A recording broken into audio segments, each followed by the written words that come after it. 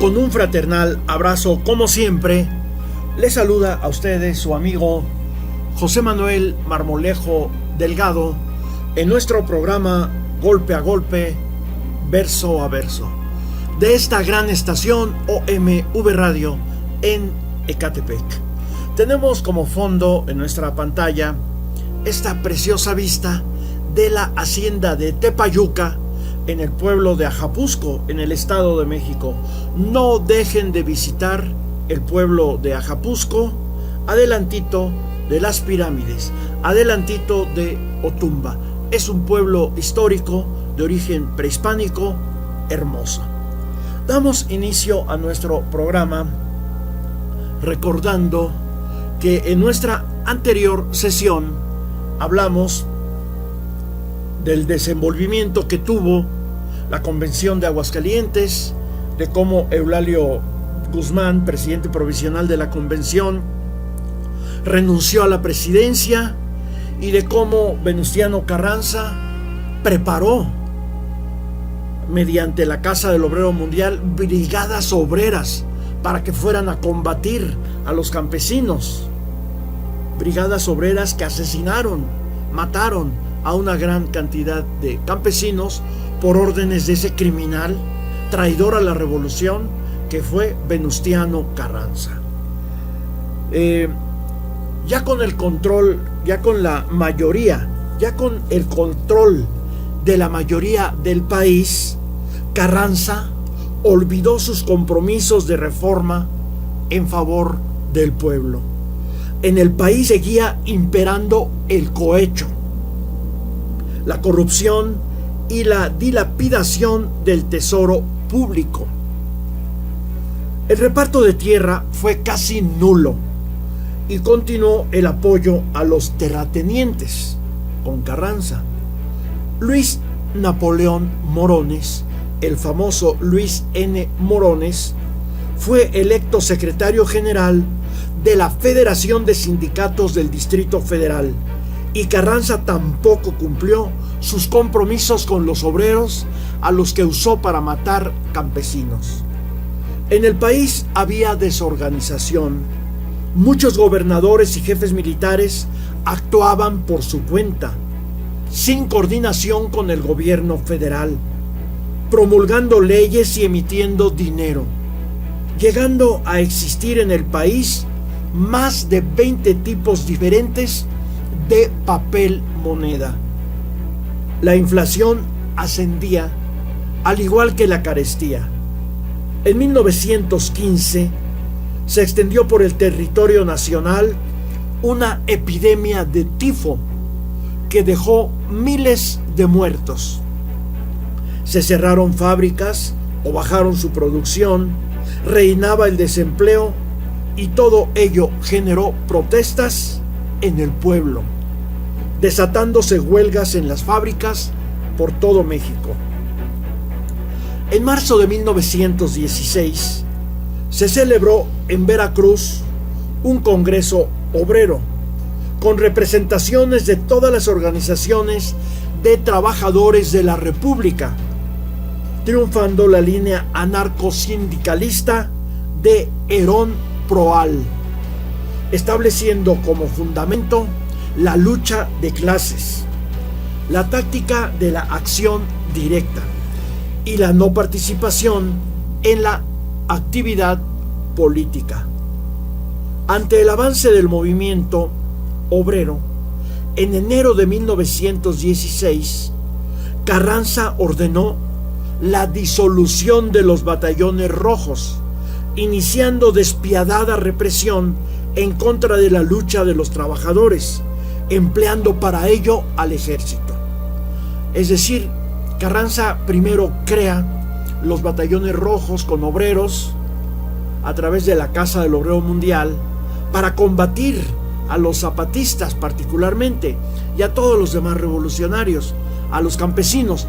Pero una vez que Carranza se siente ya fuerte con el control del gobierno, pues le da miedo, le da pavor precisamente la organización de los obreros, y lo que hace es traicionar a los obreros que él mismo organizó para fortalecer su presidencia, su jefatura.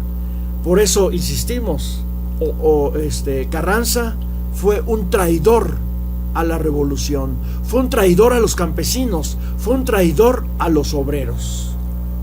El 30 de noviembre de 1915, Carranza emitió un decreto incorporando a los ferroviarios al servicio militar. Toda esta información la hemos obtenido del libro La Revolución Mexicana de 1910-1917 y la política de los Estados Unidos, de la coautoría de M.S. Alperovich y B.T. Rudenko. Ahora, en base al libro Centenario de la Soberana Convención de Aguascalientes, 1914-2014, daremos otra visión sobre la Convención de Aguascalientes. José Manuel Villalpando es un autor orgánico, como Enrique Krause, muy cercanos ambos al poder del gobierno.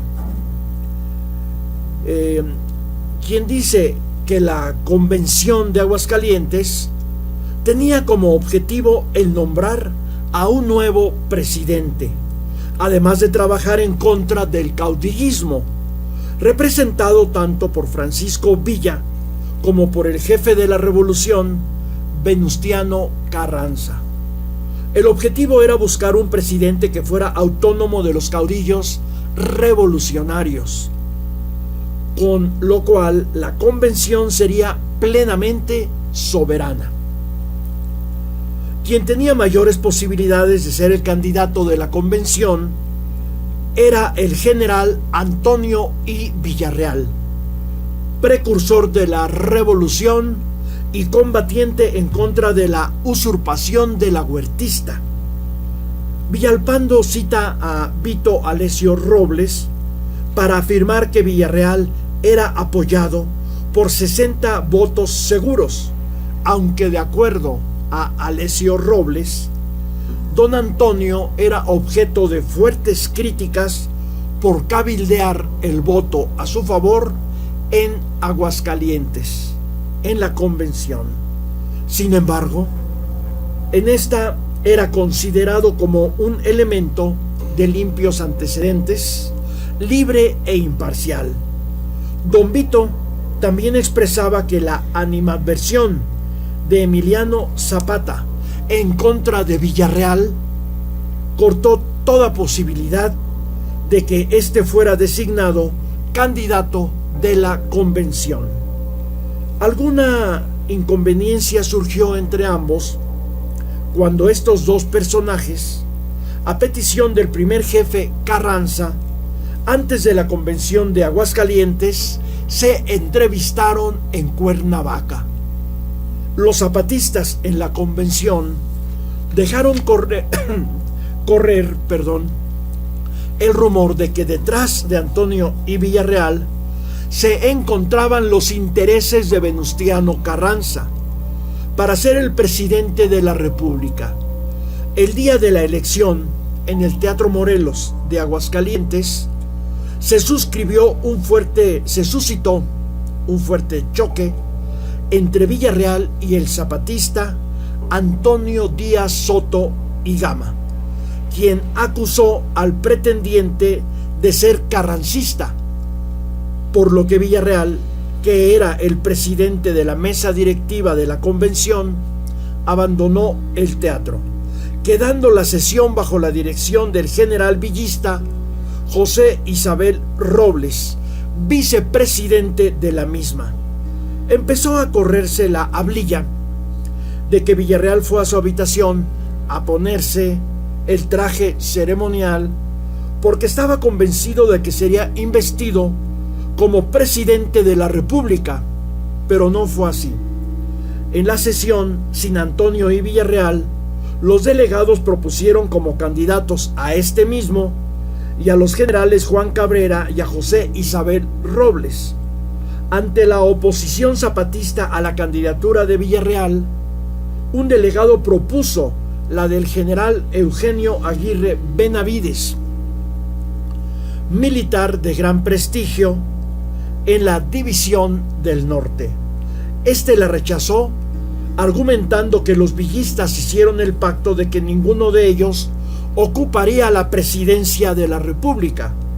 Obregón, que había sido comisionado por la Convención para acudir ante Venustiano Carranza a notificarle la decisión de su cese y que solo esperaba la decisión convencionista sobre el titular del Ejecutivo para partir, propuso un receso de 1 hora para discusiones y acuerdos, procedimiento del cual salió la propuesta de la candidatura en favor del general Eulalio Gutiérrez, quien finalmente la obtuvo con 88 votos, superando a Juan Cabral, que alcanzó 37 sufragios, a José Isabel Robles con 2, e incluso 1 para el general Eduardo Jay, por lo que Luis Fernando Amaya ironizaba que posiblemente fue el suyo propio, el del propio Jay. Pues esta era la situación en la Convención de Aguascalientes, en donde se disputaban las diversas fuerzas el nombramiento del presidente provisional que habría de sustituir al jefe de gobierno, que era Venustiano Carranza. Ya había desde luego un gran distanciamiento entre Venustiano Carranza y las fuerzas predominantes en la Convención de Aguascalientes, donde dominaba más la tendencia villista y zapatista en contra de Carranza. Obregón fue parte de la Convención de Aguascalientes e incluso firmó, junto con Antonio I. Villarreal y otros más, la bandera nacional, el símbolo de compromiso con la Convención de Aguascalientes. Pero, al final de cuentas, Obregón también traicionó la Convención de Aguascalientes, aliándose con Venustiano Carranza. Pero de esta temática continuaremos hablando en nuestra próxima emisión de Golpe a Golpe, Verso a Verso, de esta gran estación OMV Radio en Ecatepec. Se despide de ustedes su amigo José Manuel Marmolejo Delgado.